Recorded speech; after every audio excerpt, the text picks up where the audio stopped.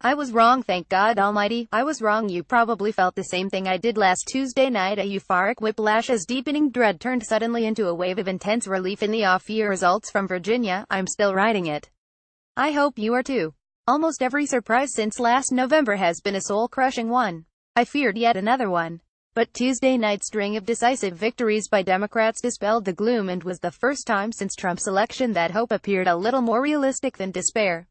So let's take a moment to soak it in. But I do owe you an account of why and how I must judge this one, and failed to see the glimmer of dawn on the horizon. I didn't predict anything, but I feared Northam might fall short, and what that would portend. I'll stick by much of my analysis. I don't think anyone suddenly believes that Ralph Northam, now governor-elect of Virginia, ran a great campaign. He didn't. Nor is anyone re-evaluating him as a charismatic, inspirational figure.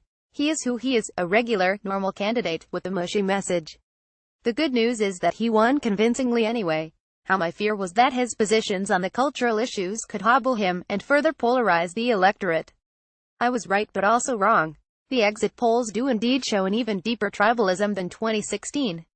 Rural Republican districts became more solidly Republican, and Democratic urban and suburban districts more reliably Democratic. The margins of victory increased in both Republican and Democratic regions. The cultural issues absolutely had an impact, by polarizing the state still further. Where I was wrong was on turnout. The extraordinary Republican vote in rural areas in 2016 just couldn't replicate itself a year later, while the Democratic base was on fire. Trump woke up the GOP base in 2016, but he has roused the Democratic base just as powerfully in 2017. We're seeing the usual backlash against an incumbent president, but with special intensity.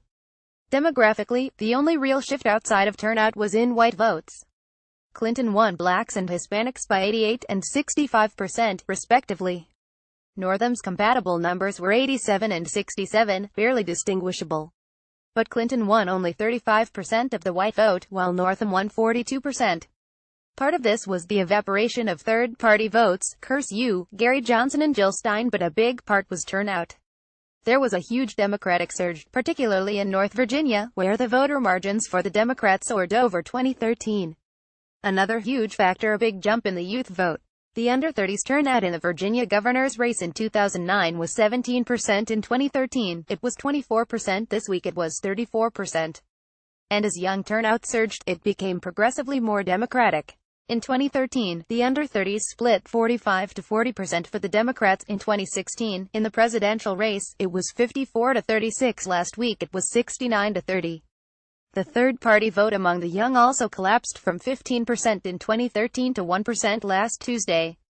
I draw a couple of inferences from this. Trump's extraordinary success among older voters in 2016 has produced a backlash among younger voters in 2017, who are far less complacent than they were last year and ever more repulsed by Trump's racist reactionism. And the younger generation has learned one thing from 2016: voting for your ideal candidate is less important than voting for the candidate that can effectively halt the advance of the far right. Better late than never, I suppose, and Charlottesville may have helped concentrate their minds. I'm less forgiving of myself on a more basic question. Partly because I was being dragged left and right, up and down, by Trump's daily offensiveness, and because I was spooked by the reactionary wave across the West, I lost sight of something pretty basic and unique to the U.S. Trump and the GOP are now deeply identified with throwing millions of people off health insurance. This issue was the main one in the Congress this past year, and this direct threat to the welfare of millions was easily the most important issue in the eyes of Virginia voters. Obamacare, in other words, is now a real asset for the Dems, and an anchor sinking the GOP. The record surge in new enrollments and the vote for Medicaid expansion in Maine confirm the popularity of the law and its central place in voters' minds. More to the point, if the Democrats focus on health care next year, and make it the center of their campaign, they can appeal to both moderates and lefties at once, without opening up Democratic divides on race, gender, and culture more generally. If the GOP passes a massive and deeply unpopular tax cut for the super-rich, this advantage will intensify. The basics still apply. Trump is historically unpopular by miles, and the GOP's policies on health and taxation are widely despised. That should be enough to win at least one half of the Congress next year, especially with an improved ground game. In other words, we remain in a deeply tribal polity, and it's getting worse, but one tribe has now replaced the other in demographic momentum, enthusiasm, and policy edge. Immigration still matters, and the Dems better find a plausible answer to the sanctuary city question before too long. But the idea that 2016 was, in fact, one last death rattle of the older America, emboldened by a uniquely charismatic and populist figure, and opposed by a historically dreadful candidate, gains some traction. Both energy and time are on the Democrats' side, as long as the cultural issues dividing the country do not overwhelm core concerns such as healthcare and economics, and as long as, in 2020, they can find a decent candidate.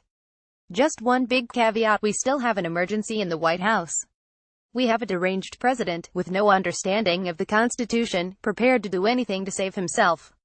The more he feels cornered, the more intense will be his venting and acting out.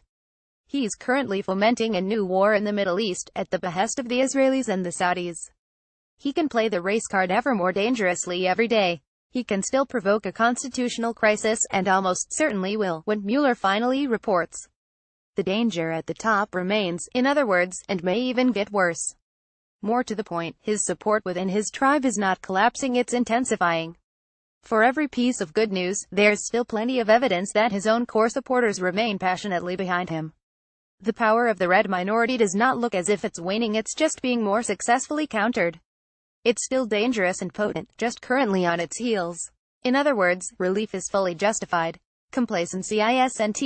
The iPhone and the soul. Another reason to love Pope Francis. During a general audience at St. Peter's Square in Vatican City on Wednesday morning, Francis chastised Catholics who use their phones during Mass. At some point, the priest during the Mass says, "Lift up your hearts," the pontiff said. He does not say, "Lift up your cell phones to take pictures, please." He said, "The Mass is not a show. It's a meeting with the passion and the resurrection of our Lord." Yes, what the smartphone has done in a staggeringly short amount of time is not just destroy those moments of emptiness, silence, or boredom that nourish our souls and minds, it has also reduced everything to a show. For an entire generation, the whole idea of a moment that is valuable precisely because it is not shared or public has begun to disappear. It has become near impossible, for example, to observe nature these days, without recording it. All summer I watched beautiful sunsets on Cape Cod, and I saw countless people responding not by simple observation but by holding up their phones. Their response to beauty was immediately to place a barrier in front of it. It is as if we can fully experience nothing anymore, if we do not use it for dissemination.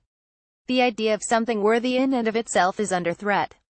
And so more of our lives becomes instrumentalized for others rather than experienced for ourselves, uniquely, in this moment, or shared exclusively with those physically around us at the time. We are turning our lives into media, constantly recording for the imminent future rather than living in the present. There are even times, think of Facebook, when friendship itself becomes measured by the public number of your friends, rather than the quality of the actual friendships you have. Better to have hundreds of friends on Facebook, and be on your phone for hours on end, than nourish an actual friendship in person in the hours you used to have for living your actual life. It's hard to express how contrary to spiritual life this truly is. Everything becomes usable. Nothing is sacred. We have all the burdens of loneliness and none of the consolations of solitude. We live life constantly at one remove because it appears safer there, because it can appease our pride and vanity, and because life itself is hard and risky. But it is in those risks every day, in those interactions that no wider audience sees and the thoughts that no internet hears, that we construct meaning in our life. Jesus was very clear about this: those who appear in public to be holy often aren't. And it is what we do when no one sees us that matters to God. An act of charity is drained of its value when others know of it. Remove all private moments, where we encounter God or nature or other people for their own sake, crowd them out with mediated and constant public performance, and you attenuate the very idea of integrity and the very possibility of faith. The inventors of this technology knew this all along. Sean Parker blurted out the truth this past week. The thought process that went into building these applications, Facebook being the first of them, was all about how do we consume as much of your time and conscious attention as possible, and that means that we need to sort of give you a little dopamine hit every once in a while, because someone liked or commented on a photo or a post or whatever. And that's going to get you to contribute more content, and that's going to get you more likes and comments. It's a social validation feedback loop, exactly the kind of thing that a hacker like myself would come up with, because you're exploiting a vulnerability in human psychology. The inventors, creators, it's me, it's Mark Zuckerberg, it's Kevin Systrom on Instagram, it's all of these people, understood this consciously. And we did it anyway. These men are billionaires because they have tapped into the inexhaustible capacity for humans to be distracted from what truly matters. The tech money men are robbing countless lives of meaning for the sake of money. Each day they devise new ways to entrap us. In the end, you begin to appreciate why this whole new dimension of human experience is called the web. They are the spiders, we are the flies. The disappearing professor. Regular readers know I've resisted the temptation to see the Mueller investigation as a deus ex machina that will somehow rid us of Trump. But I may again have been too pessimistic. The revelations we keep getting in the press and from the Mueller indictments all point to a web of lies designed surely to conceal something. George Papadopoulos' original lies are now joined by more and more proof of Carter Page's deceptions and Jeff Sessions' convenient memory lapses. More striking to me was this week's news about a key figure in the relationship between the Trump campaign and the Russian government. Professor Joseph Mifsud, the Kremlin-affiliated academic who met with Papadopoulos in London, cannot now be found. Last Thursday he disappeared from the private university in Rome where he teaches. Repeated attempts to reach him since have been unsuccessful, though he appears to have read some messages from CNN. Publicly, Mifsud has denied any knowledge of Clinton email dirt, and claimed he was merely a professor with lots of international contacts. He had contacts in Moscow, he has admitted, but has a clear conscience, he told the British press. And yet the Papadopoulos indictment indicates something else. Mifsud took an interest in Papadopoulos after the latter joined the Trump campaign. Mifsud promised him dirt on Hillary Clinton compiled by the Russians, including thousands of emails. He also offered to serve as a go-between in Papadopoulos' efforts to connect the Trump campaign with the Kremlin, even going so far as introducing Papadopoulos to a woman he identified as Putin's niece. The closer you look, in other words, the more likely it appears he was a Russian agent. John Schindler, a former NSA specialist in Russian espionage, wrote last week his past is shadowy, though it's clear he's made many trips to Russia, leading some in London to ask who Mifsud is really working for, since his official biography makes little sense. Then we have the fact, revealed by the Washington Examiner, that Mifsud traveled to the United States in 2014, where he extolled his London Academy for Diplomacy, which has since closed and appears to have been a front for the Russian Foreign Intelligence Service SVR that existed mostly on paper. To anyone versed in Russian spies and their ways, Mifsud was in America looking for potential SVR agents. This is called spotting and assessing in the espionage trade. Given his key role in the Papadopoulos case and the Trump campaign's outreach to Moscow, Joseph Mifsud is someone that the FBI and Team Mueller need to talk to. Let's hope they can track him down before the Russians do. And now he's disappeared. He's also from Malta, a key place where Russian money is laundered, and where a journalist looking into these financial shenanigans was just murdered by a car bomb. The Kremlin is also pumping out propaganda that Mifsud means nothing to them. For the most popular talk show on Russian television, Mifsud's activities are now the object of ridicule. On Sunday, the show's host, Dmitry Kiselev, said that Papadopoulos was introduced to the fictional Putin niece by a fly-by Maltese professor called Joseph Mifsud, a retired bottom-feeder diplomat. Maybe he was being played by Moscow, or maybe he was Moscow's agent. I suspect the latter, but all we know for sure is that he cannot now be found. See you next Friday.